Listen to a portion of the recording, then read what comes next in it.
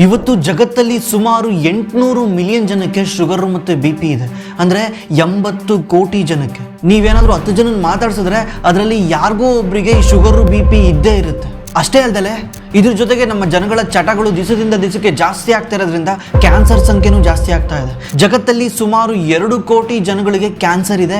ಇದು ಬರೋ 20 ರಿಂದ 30 ವರ್ಷದಲ್ಲಿ ಡಬಲ್ ಆಗೋ ಚಾನ್ಸಸ್ ಇದೆ ಅಂತ ಪ್ರೆಡಿಕ್ಟ್ ಮಾಡ್ತಾ ಇದ್ದಾರೆ. ದಿವಸದಿಂದ ದಿವಸಕ್ಕೆ ನಮ್ಮ ಲೈಫ್ ಸ್ಟೈಲ್ ಕೆಟ್ಟೋಗ್ತಿರೋ ಕಾರಣದಿಂದ ನಮ್ಮ ಜನಗಳು ಫಿಸಿಕಲ್ ಆಕ್ಟಿವಿಟಿ ಮಾಡ್ದಲೆ ಮತ್ತೆ ಒಳ್ಳೆ ಊಟ ಮಾಡ್ದಲೆ ಜನಗಳ ಹೆಲ್ತ್ ದಿವಸದಿಂದ ದಿವಸಕ್ಕೆ ಹಾಳಾಗ್ತಾ ಬರ್ತಾ ಇದೆ. ಇದರಿಂದ ಹಾರ್ಟ್ ಡಿಸೀಸ್ ಇರ್ಬೋದು, ರೆಸ್ಪಿರೇಟರಿ ಡಿಸೀಸ್ ಇರ್ಬೋದು, ಒಬೆಸಿಟಿ ಇರ್ಬೋದು, ಇನ್ಫೆಕ್ಷನ್ ಇರ್ಬೋದು, ಜ್ವರ ಇರ್ಬೋದು, ಆಳ ಮೂಳ ಅಂತ ಡೈಲಿ ಒಂದೊಂದು ಹೊಸದು ಬರ್ತಾನೆ ಇದೆ. ಈಗ ಒಂದು ಹೊಸ ಡಿಸೀಸ್ ಕಾಣಿಸ್ಕೊಂತ ಇದೆ, ಅದೇ ಮೆಂಟಲ್ ಡಿಸೀಸ್.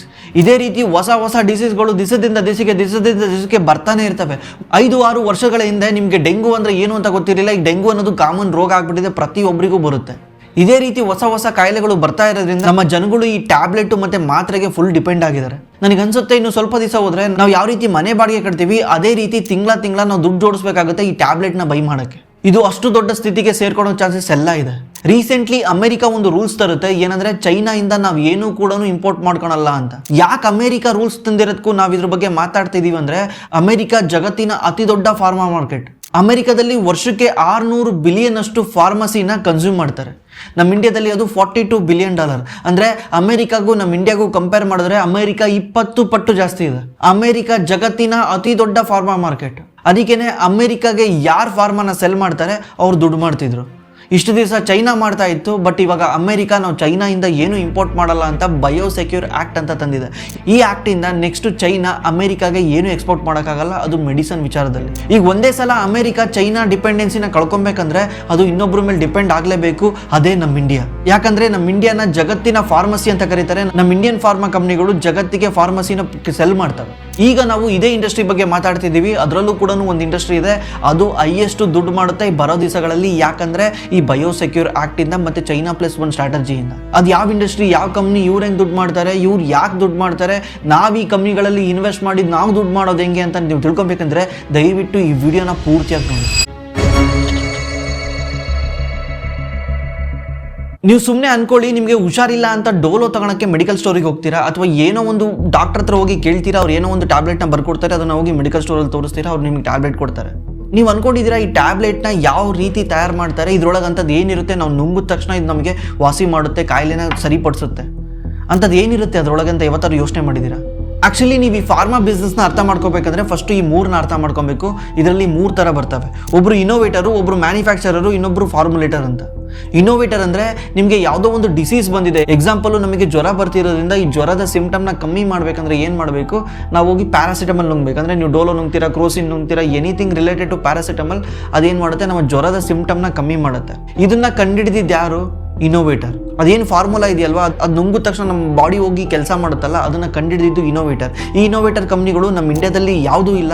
ಯಾಕಂದರೆ ಇದಕ್ಕೆ ಹೈಯೆಸ್ಟ್ ದುಡ್ಡನ್ನ ಖರ್ಚು ಮಾಡಬೇಕು, $1 ಬಿಲಿಯನ್ ಗಟ್ಟಲೆ ದುಡ್ಡನ್ನ ಖರ್ಚು ಮಾಡಬೇಕು ಒಂದೇ ಒಂದು ಮಾಲಿಕ್ಯೂಲ್ನ ಕಂಡುಹಿಡಿಯಕ್ಕೆ. ಮಾಲಿಕ್ಯೂಲ್ ಅಂದರೆ ಪ್ಯಾರಾಸಿಟಮಲ್ ಆಲ್ಸೋ ಮಾಲಿಕ್ಯೂಲ್. ಇದಕ್ಕೆ ನಮ್ಮ ಇಂಡಿಯಾದಲ್ಲಿ ಯಾವುದೇ ರೀತಿ ಕಂಪ್ನಿ ಇಲ್ಲ.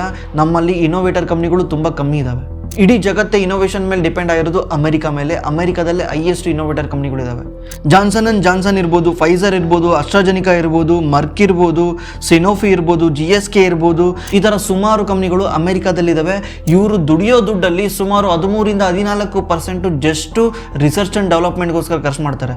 ಅದನ್ನು R&D ಅಂತ ಕರಿತೀವಿ. ಯಾಕಂದರೆ ಈ ಥರ ಹೊಸ ಕಾಯಿಲೆ ಬರ್ತಿರೋದ್ರಿಂದ ಇವ್ರು ಯಾವಾಗಲೂ ಇನೋವೇಷನ್ ಮಾಡ್ತಾನೆ ಇರ್ತಾರೆ. ಆದರೆ ನಮ್ಮ ಇಂಡಿಯಾದಲ್ಲಿ ಇರೋ ಕಂಪ್ನಿಗಳು ಇದು ಬಿಟ್ಬಿಟ್ಟು ನೆಕ್ಸ್ಟ್ ಎಲ್ಲ ಬರೋ ನಮ್ಮ ಇಂಡಿಯಾದಲ್ಲಿ ಇದ್ದಾವೆ. ಅಂದರೆ ಇವರು ಒನ್ಸ್ ಇನೋವೇಷನ್ ಮಾಡ್ತಾರಲ್ಲ, ಈ ಇನೋವೇಷನ್ ಮಾಡಬೇಕಾದ್ರೆ ತುಂಬ ಟ್ರಯಲ್ ಪೀರಿಯಡ್ಗಳು ಬರ್ತವೆ. ನಾನು ಹೋಗ್ತಾ ಎಕ್ಸ್ಪ್ಲೇನ್ ಮಾಡ್ತೀನಿ. ಈಗ ಸುಮ್ಮನೆ ಅನ್ಕೊಳ್ಳಿ, ಇವ್ರು ಇನೋವೇಷನ್ ಮಾಡ್ತಾರೆ. ಇವ್ರು ಇನೋವೇಷನ್ ಮಾಡಿರೋ ಒಂದು ಪ್ರಾಡಕ್ಟ್ನ ಮ್ಯಾನುಫ್ಯಾಕ್ಚರಿಂಗ್ ಮಾಡೋದು ನಮ್ಮ ಇಂಡಿಯಾದಲ್ಲಿ. ಚೈನಾದಲ್ಲಿ ಮಾಡ್ತಾರೆ, ಹೈಯೆಸ್ಟ್ ಚೈನಾದಲ್ಲೇ ಮ್ಯಾನುಫ್ಯಾಕ್ಚರಿಂಗ್ ಆಗೋದು. ಬಟ್ ಚೈನಾಯಿಂದ ಇಂಡಿಯಾಗೆ ಶಿಫ್ಟ್ ಆಗ್ತಾ ಇದೆ. ಯಾಕಂದರೆ ಈ ಬಯೋಸೆಕ್ಯೂರ್ ಆ್ಯಕ್ಟಿಂದ ಮ್ಯಾನುಫ್ಯಾಕ್ಚರಿಂಗ್ ಮಾಡ್ತೀವಿ. ಮ್ಯಾನುಫ್ಯಾಕ್ಚರಿಂಗ್ ಮಾಡಿ ಮತ್ತೆ ಇದನ್ನು ಫಾರ್ಮುಲೇಟರ್ ಅಂತ ಬರ್ತಾರೆ. ಫಾರ್ಮುಲೇಟರ್ ಅಂದರೆ ನೀವು ನೋಡಿರ್ಬೋದು, ಸನ್ ಫಾರ್ಮಾ ಇರ್ಬೋದು, ಡಾಕ್ಟರ್ ರೆಡ್ಡಿ ಇರ್ಬೋದು, ಸಿಪ್ಲಾ ಇರ್ಬೋದು, ಲುಪಿನ್ ಇರ್ಬೋದು, ಇವರೆಲ್ಲನೂ ಫಾರ್ಮುಲೇಟರ್ ಅಂತ ಕರೀತಾರೆ. ಇವ್ರೇನು ಮಾಡ್ತಾರೆ ಅಂದರೆ ಈ APIನ ತಗೊಂಡು ಅದನ್ನು ಫಾರ್ಮುಲೇಷನ್ ಮಾಡ್ತಾರೆ.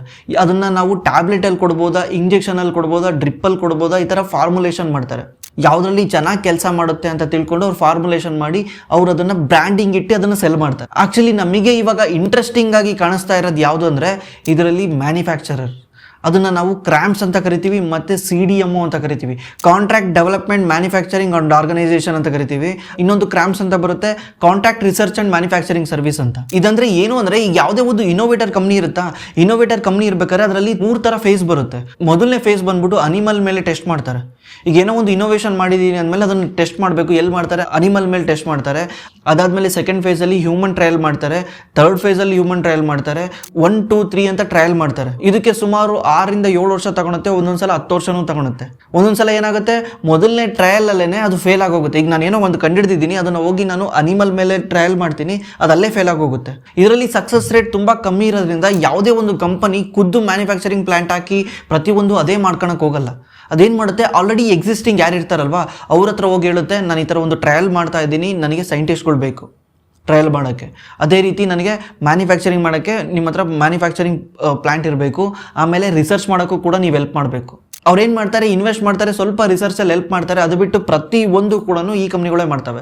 ಕ್ರಾಮ್ಸ್ ಅಂತ ಹೇಳಿದ್ವಲ್ಲ, ಕ್ರಾಮ್ಸ್ ಕಂಪ್ನಿಗಳು ರಿಸರ್ಚಲ್ಲಿ ಹೆಲ್ಪ್ ಮಾಡ್ತವೆ ಮತ್ತು ಮ್ಯಾನುಫ್ಯಾಕ್ಚರಿಂಗಲ್ಲಿ ಹೆಲ್ಪ್ ಮಾಡ್ತವೆ. ಪ್ರತಿಯೊಂದರಲ್ಲೂ ಅದು ಹೆಲ್ಪ್ ಮಾಡ್ತವೆ. ಇದರಲ್ಲಿ ಬ್ಯಾಚ್ ವೈಸ್ನ ಮ್ಯಾನುಫ್ಯಾಕ್ಚರಿಂಗ್ ಮಾಡ್ತಾರೆ. ಈಗ ಫಸ್ಟು ಟ್ರಯಲ್ 1ನಲ್ಲಿ ಇಲಿಗಳ ಮೇಲೆ ಪ್ರಯೋಗ ಮಾಡ್ತಾರೆ ಅಂದ್ಕೊಳ್ಳಿ. ಇಲಿಗಳ ಮೇಲೆ ಪ್ರಯೋಗ ಮಾಡೋಕ್ಕೆ ನಿನಗೆ 1000 kg ಗಟ್ಟಲೆ ಏನು ನಮಗೆ ಇದು ಬೇಕಾಗಿಲ್ಲ, ಸ್ವಲ್ಪ ಸಾಕು. ಸ್ವಲ್ಪ ಮ್ಯಾನುಫ್ಯಾಕ್ಚರಿಂಗ್ ಮಾಡಬೇಕಂದ್ರೆ ಅದಕ್ಕೋಸ್ಕರ ಮ್ಯಾನುಫ್ಯಾಕ್ಚರಿಂಗ್ ಪ್ಲ್ಯಾಂಟ್ ಹಾಕಿ ಎಂಪ್ಲಾಯ್ ಇಟ್ಕೊಂಡು ಒಬ್ಬರನ್ನ ನೋಡಿಕೊಂಡು ಪ್ರತಿಯೊಂದು ಮಾಡ್ಕೊಳಕ್ಕಾಗಲ್ಲ. ಯಾಕಂದರೆ ಇದರಲ್ಲಿ ಫೇಲ್ಯೂರ್ ಆಗೋ ಚಾನ್ಸ್ ಇರುತ್ತಲ್ಲ. ನೀನೆಲ್ಲ ರೆಡಿ ಮಾಡಿರ್ತೀಯ, ಅದೇ ಒಂದು ಫಸ್ಟ್ ಟ್ರಯಲಲ್ಲೇ ಫೇಲ್ಯೂರ್ ಆಗಿಬಿಟ್ರೆ ಮತ್ತು ನೀನು ಹೊಸ್ದಾಗಿ ಹುಡುಕ್ಬೇಕಾಗುತ್ತೆ. ಅಲ್ಲಿವರೆಗೂ ಇದು ಪ್ಲ್ಯಾಂಟ್ ವೇಸ್ಟಾ?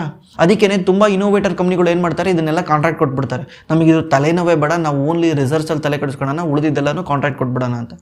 ಅದಕ್ಕೆ ಇಂಡಿಯಾದಲ್ಲಿ ತುಂಬ ಕಂಪ್ನಿಗಳಿದ್ದಾವೆ, ಚೈನಾದಲ್ಲೂ ಇದ್ದಾವೆ. ಅವ್ರೇನು ಮಾಡ್ತಾರೆ, ಬಾಸ್ ನೀವೇನೂ ತಲೆ ಕೆಡಿಸ್ಕೊಂಬಿಡಿ, ನಮಗೆ ಕೊಟ್ಬಿಡಿ, ನಾವೆಲ್ಲ ನೋಡ್ಕೊತೀವಿ, ನೀವು ಜಸ್ಟ್ ರಿಸರ್ಚಲ್ಲಿ ಮಾತ್ರ ತಲೆ ಕೆಡಿಸ್ಕೊಳ್ಳಿ ಅಂತ.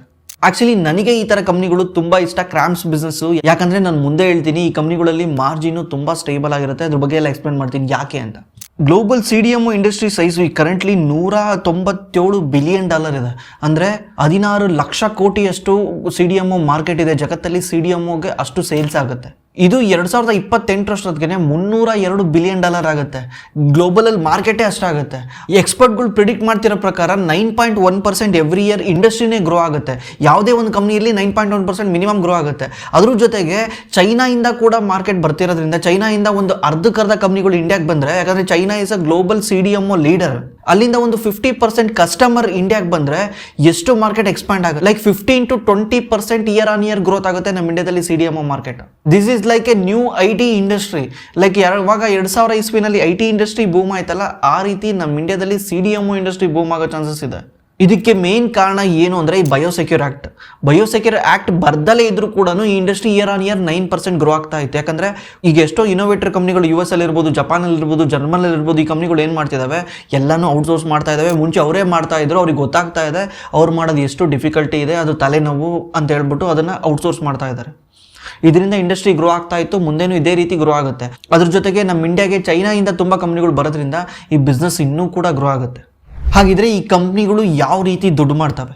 ಮೊದಲನೇದಾಗಿ ಕ್ಲೈಂಟ್ ಏನು ಮಾಡ್ತಾರೆ, ಇವ್ರಿಗೆ ಒಂದು ಟಾಸ್ಕ್ನ ಕೊಡ್ತಾರೆ. ಬಿಗ್ ಬಾಸಲ್ಲಿ ಟಾಸ್ಕ್ ಕೊಟ್ಟಂಗೆ ಇವ್ರಿಗೊಂದು ಟಾಸ್ಕ್ ಕೊಡ್ತಾರೆ, ಈ ಟಾಸ್ಕ್ನ ಕಂಪ್ಲೀಟ್ ಮಾಡಿ ಅಂತ. ಏನಂದರೆ ಡ್ರಗ್ ಡೆವಲಪ್ಮೆಂಟ್ ಮಾಡಬೇಕು ಅಂತ. ಈಗ ಏನು ಮಾಡಿರ್ತಾರೆ, ಇವ್ರಿಗೆ ಒಂದು ಡ್ರಗ್ನ ಡಿಸ್ಕವರಿ ಮಾಡಿರ್ತಾರೆ, ಡ್ರಗ್ನ ಕಂಡಿಡ್ದಿರ್ತಾರೆ ಯಾರು ಇನೋವೇಟರ್ ಕಂಪ್ನಿಗಳು. ಇದನ್ನು ಡೆವಲಪ್ಮೆಂಟ್ ಮಾಡಿ ಅಂತ ಕೊಡ್ತಾರೆ ಇವ್ರ ಕೈಯಲ್ಲಿ. ಅದು ಬಿಟ್ಟು ಟೆಸ್ಟಿಂಗ್ ಮಾಡೋಕ್ಕೆ ಇವ್ರಿಗೆ ಕೊಡ್ತಾರೆ. ಈಗ ಇವ್ರು ಎಲ್ಲಿ ಹುಡ್ಕೊಂಬರ್ತಾರೆ ಆ ಇಲಿಗಳನ್ನ ಮತ್ತು ಜನಗಳನ್ನ, ಅದಕ್ಕೆ ವಾಲಂಟ್ರಿ ಅಂತ ಇರ್ತಾರೆ. ಟ್ರಯಲ್ 1, ಟ್ರಯಲ್ 2, ಟ್ರಯಲ್ 3ನಲ್ಲೆಲ್ಲ ಬಂದು ಟೆಸ್ಟ್ ಮಾಡಿಸ್ಕೊಂತಾರಲ್ಲ, ಅವ್ರನ್ನೆಲ್ಲ ವಾಲಂಟ್ರಿ ಅಂತ ಕರೀತಾರೆ. ಅದನ್ನ ಕರ್ಕೊಂಬರೋ ಜವಾಬ್ದಾರಿ ಇವರೇ, CDMOನೇ ಕರ್ಕೊಂಬರ್ಬೇಕು, ಅವರೇ ಕರ್ಕೊಂಬಂದು ಟೆಸ್ಟ್ ಮಾಡಿಸ್ಬೇಕು ಅವ್ರ ಹತ್ರ. ಅದೆಲ್ಲ ತಲೆನೂ CDMO ಕಂಪ್ನಿಗಳಿಗೆ ಬಿಟ್ಟಿದ್ದು. ಅದಾದಮೇಲೆ ಎಲ್ಲ ಆಗುತ್ತಲ್ಲ, ಎಲ್ಲ ಟೆಸ್ಟ್ ಆಗುತ್ತೆ, ಎಲ್ಲ ಇದಾಗುತ್ತೆ. ಟ್ರಯಲ್ ಮಾಡೋಕ್ಕೆ ಈಗ ಒಂದು ಟ್ರಯಲ್ 1ನಲ್ಲೇ ಯಾರಿಗೋ ಒಬ್ಬರ ಮೇಲೆ ಟೆಸ್ಟ್ ಮಾಡಿಸ್ಬೇಕಾಗಿತ್ತು. ಎಕ್ಸಾಂಪಲ್ ಕೊರೋನಾ ವೈರಸ್ದು ವ್ಯಾಕ್ಸಿನ್ ಕಂಡಿಡಿದ್ರು. ವ್ಯಾಕ್ಸಿನ್ ಕಂಡಿಡ್ಬಿಟ್ಟು ಯಾರೋ ಜನಗಳ ಮೇಲೆ ಟೆಸ್ಟ್ ಮಾಡಿಸ್ಬೇಕಿತ್ತು. ಟೆಸ್ಟ್ ಮಾಡಿಸ್ಬೇಕಂದ್ರೆ ಒಂದು ಮ್ಯಾನುಫ್ಯಾಕ್ಚರಿಂಗ್ ಮಾಡಬೇಕಾ? 100 ಜನಕ್ಕೆ ಟೆಸ್ಟ್ ಮಾಡಿಸ್ಬೇಕಂದ್ರೆ 100 ಜನಕ್ಕೆ ಟೆಸ್ಟ್ ಮಾಡೋ ಅಂಥ ಪ್ರಾಡಕ್ಟ್ ಬೇಕಾ? ಆ ಪ್ರಾಡಕ್ಟ್ನ ಮ್ಯಾನುಫ್ಯಾಕ್ಚರಿಂಗ್ ಕೂಡ ಇವರೇ ಮಾಡಿ ಕೊಡ್ತಾರೆ. ಸಣ್ಣದಿರಲಿ ದೊಡ್ಡದಿರಲಿ ಇವರೇ ಮಾಡಿ ಕೊಡ್ತಾರೆ.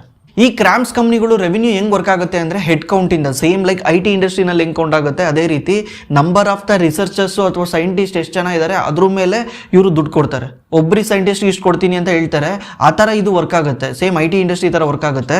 ಅದು ಬಿಟ್ಟು ರಾಯಲ್ಟಿ ಫೀಸ್ ಅಂತ. ರಾಯಲ್ಟಿ ಫೀಸ್ ಅಂದರೆ ನೀವು ಸೇಲ್ಸ್ ಆಗುತ್ತಲ್ಲ, ಸೇಲ್ಸ್ ಆಗಬೇಕಂದ್ರೆ ನನಗೆ ಇಷ್ಟು % ಕೊಡಬೇಕು, ನೀವೇನಾದ್ರು ₹100 ಸೇಲ್ ಮಾಡಿದರೆ ನನಗೊಂದು 2%, 3% ಕೊಡಬೇಕು ಅಂತ. ಈ ಇನೋವೇಟರ್ ಕಂಪ್ನಿ ಇಂಡಿಯಾದಲ್ಲಿ ಸೆಲ್ ಮಾಡಲ್ಲ, ವರ್ಲ್ಡ್ಗೆ ಸೆಲ್ ಮಾಡ್ತವೆ.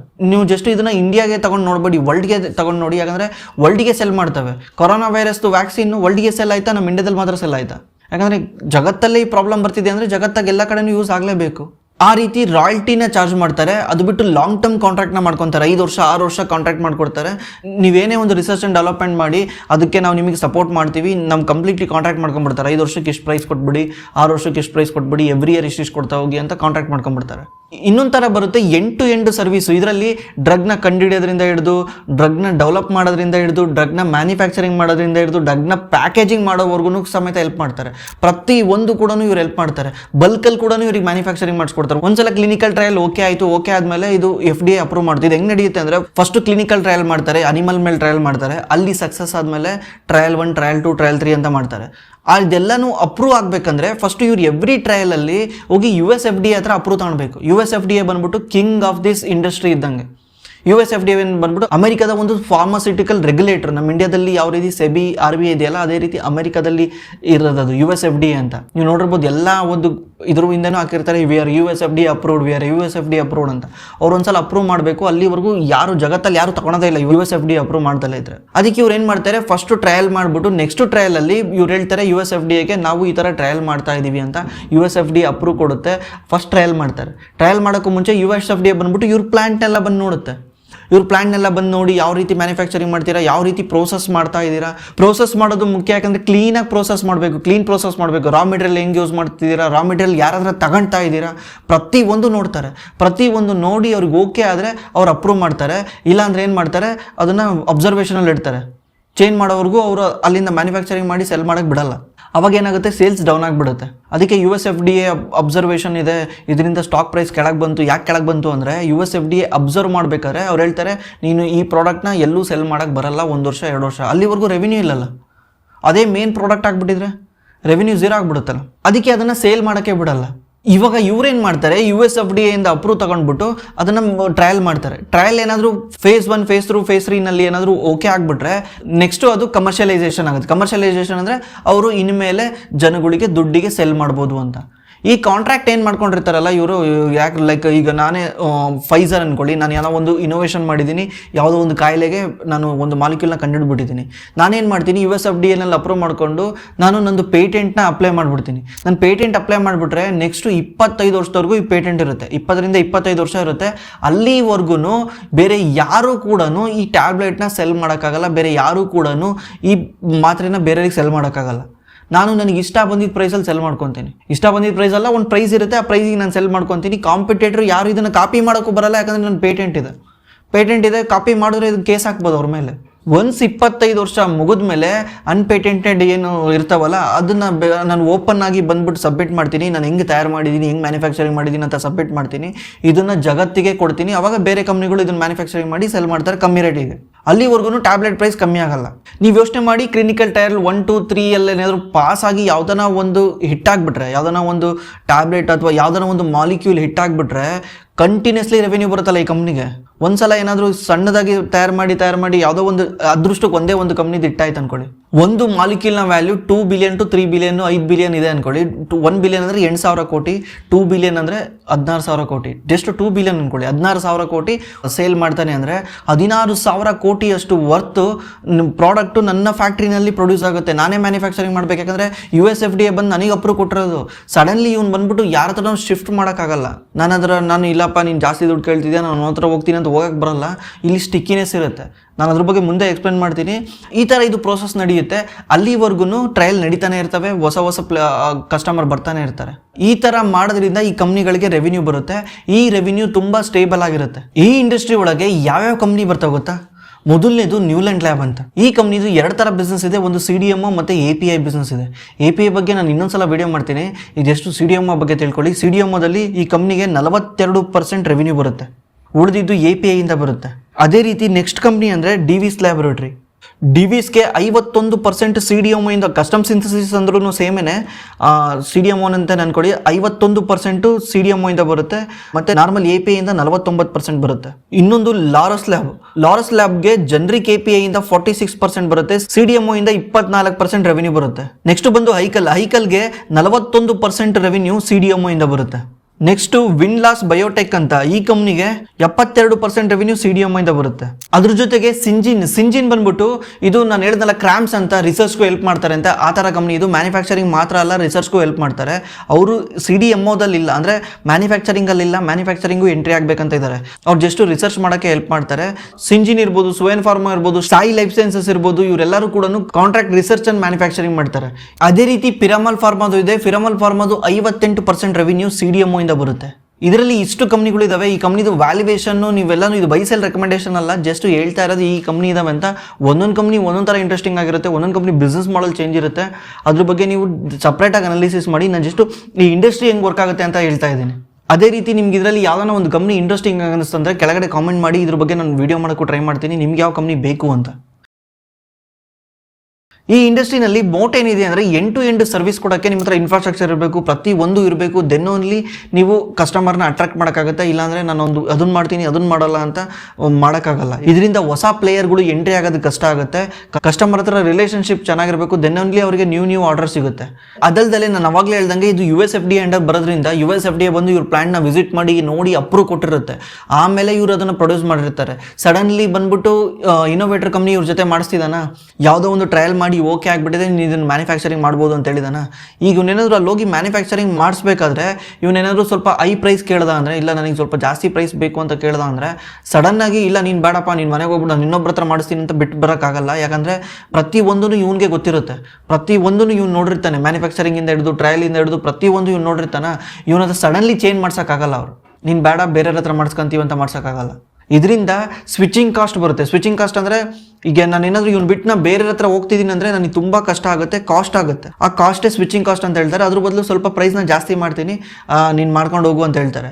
ಅದಕ್ಕೇ ಈ ಕಂಪ್ನಿಗಳದ್ದು ಇನ್ಕಮ್ ತುಂಬ ಸ್ಟೇಬಲ್ ಆಗಿರುತ್ತೆ, ಮಾರ್ಜಿನ್ನು ತುಂಬ ಸ್ಟೇಬಲ್ ಆಗಿರುತ್ತೆ. ನೀವು ನೋಡ್ಬೋದು ಸಿಂಜಿಂದು ನೀವು ತೆಗೆದು ನೋಡ್ಬಿಟ್ಟು OPMನ ನೋಡಿ, ನೀವು ಸಿಂಜಿಂದು OPMನ ತೆಗೆದು ನೋಡಿ, ಇಯರ್ ಆನ್ ಇಯರ್ OPMನ ಎಷ್ಟು ಸ್ಟೇಬಲ್ ಆಗಿದೆ. 30, 29, 31, 28ಕ್ಕಿಂತ ಕೆಳಗಡೆ ಯಾವಾಗಲೂ ಬಂದೇ ಇಲ್ಲ. ಎಷ್ಟು ಸ್ಟೇಬಲ್ ಆಗಿದೆ. ಯಾವ ಕಂಪ್ನಿದು OPM ಸ್ಟೇಬಲ್ ಆಗಿರುತ್ತೆ, ಆಪರೇಟಿಂಗ್ ಮಾರ್ಜಿನ್ ಸ್ಟೇಬಲ್ ಆಗಿರುತ್ತೆ ಅಂತ ಕಂಪ್ನಿ ಯಾವಾಗಲೂ ಹೈ ವ್ಯಾಲ್ಯೂಯೇಷನಲ್ಲಿ ಟ್ರೇಡ್ ಆಗುತ್ತೆ. ಯಾಕಂದರೆ ಈ ಕಂಪ್ನಿ ಹತ್ರ ಪ್ರೈಸಿಂಗ್ ಪವರ್ ಇದೆ ಅಂತ. ನಾಳೆ ನಾನು ಜಾಸ್ತಿ ದುಡ್ಡು ಕೇಳಿದ್ರು ಕಸ್ಟಮರ್ ಕೊಡೋಕೆ ರೆಡಿ ಇದ್ದಾನೆ ಅಂತ. ಅದೇ ರೀತಿ ಸುವೆನ್ ಫಾರ್ಮದು ನೋಡಿ 29, 32, 21 ತುಂಬ ಸ್ಟೇಬಲ್ ಆಗಿದೆ ಅವ್ರದ್ದು ಮಾರ್ಜಿನ್. ವಾಲಟೈಲಿಟಿ ಇಲ್ಲ. ಎಲ್ಲಿ ಮಾರ್ಜಿನ್ ವಾಲಟೈಲಿಟಿ ಇರುತ್ತೆ ಆ ಬಿಸ್ನೆಸ್ಗಳು ಸ್ಟೇಬಲ್ ಆಗಿಲ್ಲ ಅಂತ, ಆ ಬಿಸ್ನೆಸ್ಸು ಹತ್ರ ಪ್ರೈಸಿಂಗ್ ಪವರ್ ಇಲ್ಲ ಅಂತ. ಹೆಂಗೆ ಅಂದರೆ ನೀವು ಒಂದು 100 ರೂಪಾಯಿದು ಐಟಮ್ ಏನೋ ತಯಾರು ಮಾಡ್ತಿದ್ದೀರಾ, 100 ರೂಪಾಯಿ ಐಟಮ್ ತಯಾರು ಮಾಡ್ಬೇಕಾದ್ರೆ ಅದಕ್ಕೆ 50 ರೂಪಾಯಿ ಖರ್ಚಾಗುತ್ತೆ. 50 ರೂಪಾಯಿ ಖರ್ಚಾಗುತ್ತೆ. ಈಗ ನಾಳೆ ಏನಾಗ್ಬಿಡ್ತು, ಆ ರಾ ಮೆಟೀರಿಯಲ್ ಏನು ತರ್ತಿದ್ರಲ್ಲ ಅದ್ರ ಪ್ರೈಸ್ ಜಾಸ್ತಿ ಆಗ್ಬಿಡ್ತು. ಮುಂಚೆ 50 ರೂಪಾಯಿ ಖರ್ಚಾಗೋ ಜಾಗದಲ್ಲಿ ಈಗ 60 ರೂಪಾಯಿ ಆಗ್ಬಿಡ್ತು. ಈ ಮುಂಚೆ ನೀವು 50 ರೂಪಾಯಿ ಮನೆಗೆ ತಗೊಂಡು ಹೋಗ್ತಾ ಇದ್ರಿ, ಇವತ್ತು 50 ರೂಪಾಯಿ ಮನೆಗೆ ತಗೊಂಡು ಹೋಗ್ಬೇಕಂದ್ರೆ ಆಗಲ್ಲ. ಬಿಕಾಸ್ 100 ರೂಪಾಯಿನಲ್ಲಿ 60 ರೂಪಾಯಿ ಖರ್ಚಾಗ್ತಿದೆ, 40 ರೂಪಾಯಿ ಮಾತ್ರ ತಗೊಂಡು ಹೋಗ್ಬೇಕಾಗಿದೆ. ಆವಾಗ ನಿಮ್ಮದು 50% ಮಾರ್ಜಿನಿಂದ 40% ಮಾರ್ಜಿನಿಗೆ ಬರೋಕ್ಕೆ ಸ್ಟಾರ್ಟ್ ಆಯಿತು. ನೀವು ವಾಪಸ್ 50% ಮಾರ್ಜಿನ್ಗೆ ಹೋಗ್ಬೇಕಂದ್ರೆ ಏನು ಮಾಡಬೇಕು? ನೀವು 100 ರೂಪಾಯಿ ಇರೋ ಪ್ರೈಸ್ನ 110 ರೂಪಾಯಿ ಮಾಡಬೇಕು ಅಥವಾ 120 ರೂಪಾಯಿ ಮಾಡಬೇಕು. 120 ರೂಪಾಯಿ 110 ರೂಪಾಯಿ ಮಾಡಿದ್ರೆ ನಿಮ್ಮ ಕಸ್ಟಮರ್ ಅದನ್ನು ತಗೊಳಕ್ಕೆ ರೆಡಿ ಇರಬೇಕಲ್ಲ. ಇನ್ನೊಬ್ಬ ಯಾರೋ ಬಂದು ಕಮ್ಮಿ ವೆರೈಟಿ ಕೊಡ್ತಿದ್ರೆ ಅವಾಗ ಕಸ್ಟಮರ್ ಅವ್ರ ಹತ್ರ ಹೋಗ್ತಾನೆ. ಅವಾಗ ನೀವೇನು ಮಾಡಬೇಕಾಗುತ್ತೆ? 40 ರೂಪಾಯಿಗೆ ತೃಪ್ತಿ ಪಡಬೇಕಾಗುತ್ತೆ. ಇಂಥ ಬಿಸ್ನೆಸ್ಗಳು, ಕಮಾಡಿಟಿ ಟೈಪ್ ಬಿಸ್ನೆಸ್ಗಳು, ಇಲ್ಲಿ ಪ್ರೈಸಿಂಗ್ ಪವರ್ ಇಲ್ಲ ಅಂತ ನಾವು ಡಿಸೈಡ್ ಮಾಡ್ತೀವಿ.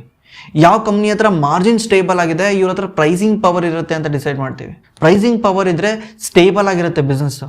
ಅದೇ ರೀತಿ ನೀವು ಇವ್ರ ಮಾರ್ಜಿನ್ ನೋಡ್ಬೋದು, ತುಂಬ ಸ್ಟೇಬಲ್ ಆಗಿದೆ. ಯಾಕಂದರೆ ಇವ್ರದ್ದು 90 to 95% of the revenue CDMO ಇಂದನೇ ಬರೋದು. ಬೇರೆ ಕಂಪ್ನಿಗಳಿಗೆ ಕಂಪೇರ್ ಮಾಡಿದ್ರೆ ಅವ್ರ ಜೊತೆಗೆ ಜನರಿಕ್ API ಎಲ್ಲ ಇರುತ್ತೆ. ಅದೊಂಥರ ಕಮಾಡಿಟಿ ಬಿಸ್ನೆಸ್ ಇದ್ದಂಗೆ. CDMO ಒಂಥರ ಸೆಕ್ಯುಲರ್ ಬಿಸ್ನೆಸ್ ಇದ್ದಂಗೆ. ಇದರಲ್ಲಿ ಮಾರ್ಜಿನ್ ಸ್ಟೇಬಲ್ ಆಗಿರುತ್ತೆ. ಬಟ್ ಎರಡೂ ಮಿಕ್ಸ್ ಇರ್ತಾವೆ. ಬೇರೆ ಕಂಪ್ನಿಗಳಲ್ಲಿ ನೀವು ಸಿಂಜಿನ್ನು ಮತ್ತು ಸುವೆನ್ ಫಾರ್ಮಾ ತೆಗೆದು ನೋಡಿದ್ರೆ ನಿಮ್ಗೆ ಗೊತ್ತಾಗುತ್ತೆ ಮಾರ್ಜಿನ್ ಎಷ್ಟು ಸ್ಟೇಬಲ್ ಆಗಿದೆ. ಸಿಂಜಿನ್ ತೆಗೆದು ನೋಡಿದ್ರೆ ಗೊತ್ತಾಗುತ್ತೆ. ಸಿಂಜಿನ್ದು 98% ಆಫ್ ದಿ ರೆವಿನ್ಯೂ ಇದರಿಂದನೇ ಬರುತ್ತೆ, CDMO ಇಂದನೇ ಬರುತ್ತೆ. ಮತ್ತೆ ಇವ್ರಿಗೆ ಏನೇನು ಚಾಲೆಂಜಸ್ ಇದೆ ಅಂದರೆ, ಗ್ಲೋಬಲಲ್ಲಿ ಸುಮಾರು 1000 ಜನ CDMO ಪ್ಲೇಯರ್ಸ್ ಇದ್ದಾರೆ. ಸ್ಟಾರ್ಟಿಂಗಲ್ಲಿ ಕ್ಲೈಂಟ್ನ ತೊಗೊಳ್ಬೇಕಂದ್ರೆ ನೀವು ಕಮ್ಮಿ ರೇಟಲ್ಲಿ ಅದನ್ನು ಪ್ರೊವೈಡ್ ಮಾಡಲೇಬೇಕು. ನೀವು ಲಾಸಲ್ಲೇ ತೊಗೊಳ್ಬೇಕು. ಯಾಕಂದರೆ ತುಂಬ ಜನ ಇರೋದ್ರಿಂದ ಏನಾಗುತ್ತೆ, ತುಂಬ ಇನೋವೇಟರ್ಗಳು ಫಸ್ಟ್ಗೆ ಹೋಗ್ಬೇಕಾದ್ರೆ ನೋಡ್ತಾರೆ ನಾನು ಯಾರು ಚೀಪಾಗಿ ಕೊಡ್ತಾ ಇದ್ದಾನೆ ಅವ್ರ ಹತ್ರ ಹೋಗ್ತಾರೆ. ಫಸ್ಟ್ಗೆ ನೀವು ಅವ್ರನ್ನ ತೊಗೊಂಡು ಆಮೇಲೆ ಇನ್ಕ್ರೀಸ್ ಮಾಡಬೇಕಾಗುತ್ತೆ. ಫಸ್ಟ್ಗೆ ಅಂತೂ ಇದು ಲಾಸ್ ಇದ್ದೇ ಇರುತ್ತೆ. ಫಸ್ಟ್ಗೆ ನಿಮ್ಮ ಹತ್ರ ಕಸ್ಟಮರ್ ತೊಗೊಳಕ್ಕೇನೆ ನೀವು ಲಾಸಲ್ಲಿ ಕಸ್ಟಮರ್ಗೆ ಸೆಲ್ ಮಾಡಬೇಕು. ಎಷ್ಟೋ ಜನ ಮಾಡಲ್ವಾ, ಒಂದು ಬಟ್ಟೆ ಅಂಗಡಿನಲ್ಲಿ ಅಥವಾ ಏನೋ ಒಂದು ಪ್ರಾಡಕ್ಟ್ನ ಸೆಲ್ ಮಾಡ್ತಿರ್ಬೇಕಾದ್ರೆ ಕಸ್ಟಮರ್ ಬಂದರೆ ಸಾಕು, ಮುಂದಿನ ವಾಪಸ್ ಬರ್ತಾನಲ್ಲ ಅವಾಗ ದುಡ್ಡು ಮಾಡ್ಕೊಳ್ಳೋಣ, ಇವಾಗ ಲಾಸಲ್ಲಿ ಸೆಲ್ ಮಾಡೋಣ ಅಂತ ಮಾಡ್ತಾರೆ. ಕಮ್ಮಿ ಮಾರ್ಜಿನಿಗೆ ಕೊಡ್ತಾರೆ. ಅದೇ ರೀತಿ ಮಾಡಬೇಕು. ಅದರಿಂದ ಇನಿಷಿಯಲಿ ಇವರು ದುಡ್ಡು ಮಾಡೋದು ಕಷ್ಟ ಇರುತ್ತೆ. ಅದೇ ರೀತಿ ಚೈನಾ ಪ್ಲಸ್ ಸ್ಟ್ರಾಟಜಿ ಏನಾದರೂ ವರ್ಕ್ ಆಗಲಿಲ್ಲದ್ರೆ ಈ ಇಂಡಸ್ಟ್ರಿಗೆ ಅಷ್ಟೊಂದು ಹೊಡ್ತಾ ಬೀಳಲ್ಲ. ಬಟ್ ಸ್ಟಿಲ್ ಗ್ರೋತ್ ಅಂತೂ ಅಷ್ಟೊಂದು ಕಾಣಲ್ಲ. ನಾವು ಎಕ್ಸ್ಪೆಕ್ಟ್ ಮಾಡಿರೋ ಗ್ರೋತ್ ಅಂತೂ ಬರಲ್ಲ. ಚೈನಾ ಪ್ಲಸ್ ಸ್ಟ್ರಾಟಜಿ ವರ್ಕ್ ಆಗಲೇಬೇಕು. ಆಮೇಲೆ ಇಲ್ಲಿ ಕೆಲಸ ಮಾಡೋಕ್ಕೆ ಸ್ಕಿಲ್ಡ್ ವರ್ಕರ್ಸ್ ಬೇಕು. ಕೆಮಿಸ್ಟ್ರಿ ಬಗ್ಗೆ ಮತ್ತು ಬಯಾಲಜಿ ಬಗ್ಗೆ ಫುಲ್ ತಿಳ್ಕೊಂಡಿರ್ಬೇಕು. ಸ್ಕಿಲ್ಡ್ ವರ್ಕರ್ಸ್ ಬೇಕು. ಅದನ್ನು ಇವರು ಹೈರ್ ಮಾಡಬೇಕು. ಅವ್ರು ಬಿಟ್ಟು ಹೋಗ್ತಾ ಇರ್ತಾರೆ. ಸೇಮ್ IT ಟೀಮ್ ಇದ್ದಂಗೆ ಇದು.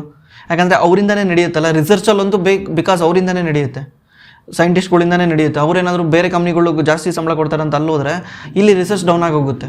ನೀನು ಹತ್ರ ರಿಸರ್ಚ್ ಚೆನ್ನಾಗಿರಬೇಕು. ನೀನು ರಿಸರ್ಚ್ ಚೆನ್ನಾಗಿ ಮಾಡಬೇಕಂದ್ರೆ ನಿನ್ನ ಹತ್ರ ಒಳ್ಳೊಳ್ಳೆ ಸೈಂಟಿಸ್ಟ್ ಇರಬೇಕು. ಇದು ಎಲ್ಲಿ ಇಂಪಾರ್ಟೆಂಟ್ ಆಗುತ್ತೆ? ಕ್ರಾಮ್ಸಲ್ಲಿ ಇಂಪಾರ್ಟೆಂಟ್ ಆಗುತ್ತೆ. ಕ್ರಾಮ್ಸಲ್ಲಿ ಯಾವ ಕಂಪ್ನಿಗಳು ಬರ್ತಾವೆ ಅಲ್ಲಿ ಅವ್ರು ಅದನ್ನು ರಿಟೈನ್ ಮಾಡ್ಕೊಬೇಕು ಎಂಪ್ಲಾಯ್ಗಳನ್ನ. ಅದಲ್ಲದೆ ಎಕನಾಮಿ ಏನಾದರೂ ಸ್ಲೋ ಡೌನ್ ಆಗಿ ಎಕನಾಮಿ ಏನಾದರೂ ಪರ್ಫಾರ್ಮ್ ಮಾಡ್ತಿಲ್ಲ ಅಂದರೆ ಅವಾಗ ಏನಾಗುತ್ತೆ, ದೊಡ್ಡ ದೊಡ್ಡ ಗ್ಲೋಬಲ್ ಕಂಪ್ನಿಗಳು R&D ಮೇಲೆ ಸ್ಪೆಂಡ್ ಮಾಡಲ್ಲ. ಅವಾಗ ಅವ್ರು ದುಡ್ಡನ್ನ ಸೇವ್ ಮಾಡೋಕ್ಕೆ ನೋಡ್ತಾರೆ. R&D ಮೇಲೆ ಸ್ಪೆಂಡ್ ಮಾಡೋದು ಯಾವಾಗ ಹೇಳಿ? ದುಡ್ಡು ಜಾಸ್ತಿ ಇದ್ದಾಗ. R&D ಮೇಲೆ ಯಾವಾಗ ಸ್ಪೆಂಡ್ನ ಕಮ್ಮಿ ಮಾಡ್ತಾರೆ ಅವಾಗ ಈ ಕಂಪ್ನಿಗಳಿಗೆ ರೆವಿನ್ಯೂನೇ ಇಲ್ದಂಗೆ ಆಗುತ್ತೆ. ಅದಕ್ಕೇನೆ ಇದಕ್ಕೆ ಗ್ಲೋಬಲ್ ಎಕನಾಮಿ ಕೂಡ ಇಂಪಾರ್ಟೆಂಟ್ ಆಗುತ್ತೆ. ಇಷ್ಟು ಈ ಇಂಡಸ್ಟ್ರಿಯ ಪಾಸಿಟಿವ್ ಮತ್ತು ನೆಗೆಟಿವ್. ಇದರಲ್ಲಿ ಯಾವುದಾನ ಕಂಪ್ನಿ ನಿಮಗೆ ಇಂಟ್ರೆಸ್ಟಿಂಗ್ ಆಗಿ ಅನ್ಸುತ್ತೆ ಕೆಳಗಡೆ ಕಾಮೆಂಟ್ ಮಾಡಿ, ನಾವು ಮತ್ತೆ ಇದ್ರ ಬಗ್ಗೆ ವಿಡಿಯೋ ಮಾಡೋಕ್ಕೆ ಟ್ರೈ ಮಾಡ್ತೀನಿ. ಆಮೇಲೆ ಇದರಲ್ಲಿ ನಾನು ತೊಗೊಂಡಿರೋಂಥ ಕಂಪ್ನಿಗಳು ಯಾವುದೂ ಕೂಡ ಸ್ಟಾಕ್ ರೆಕಮೆಂಡೇಷನ್ ಅಲ್ಲ. ಇದರಲ್ಲಿ 1-2 ಕಂಪ್ನಿ ನನ್ನ ಪೋರ್ಟ್ಫೋಲಿಯೋದಲ್ಲಿ ಇರ್ಬೋದೇನೋ, ಬಟ್ ಯಾವುದೂ ಕೂಡ ಸ್ಟಾಕ್ ರೆಕಮೆಂಡೇಷನ್ ಅಲ್ಲ. ನನ್ನ ಮಾತನ್ನ ಕೇಳ್ಕೊಂಡು ದಯವಿಟ್ಟು ಇನ್ವೆಸ್ಟ್ ಮಾಡಬೇಡಿ. ದಯವಿಟ್ಟು ನೀವು ರಿಸರ್ಚ್ ಮಾಡಿ. ನಾನು ಇಂಥದ್ದೊಂದು ಇದೆ ಅಂತ ಬಂದು ಹೇಳ್ತಾ ಇದ್ದೀನಿ. ನಿಮಗೆ ಆಲ್ರೆಡಿ ಅರ್ಧಂಕರ್ಧ ವಿಷಯ ಗೊತ್ತಾಗಿದೆ. ಇನ್ನೊಂದು ಅರ್ಧ ವಿಷಯನ ನೀವು ರಿಸರ್ಚ್ ಮಾಡಿ ನೋಡಿ. ನಿಮಗೂ ಏನಾದ್ರು ಇನ್ವೆಸ್ಟ್ಮೆಂಟ್ ಬಗ್ಗೆ ಏನಾದರೂ ಸಜೆಷನ್ ಬೇಕಂದ್ರೆ ನಮ್ಮ ಡಿಸ್ಕ್ರಿಪ್ಷನಲ್ಲಿ ಗೂಗಲ್ ಫಾರ್ಮ್ ಇದೆ. ಗೂಗಲ್ ಫಾರ್ಮಲ್ಲಿ ನಿಮ್ಮ ಡೀಟೇಲ್ನ ಎಂಟ್ರಿ ಮಾಡಿದ್ರೆ ನಮ್ಮ ಟೀಮ್ ಕಡೆಯಿಂದ ನಿಮಗೆ ಕಾಲ್ ಮಾಡಿ ಹೆಲ್ಪ್ ಮಾಡ್ತಾರೆ. Thanks for watching. ಮತ್ತೆ ಸಿಗೋಣ.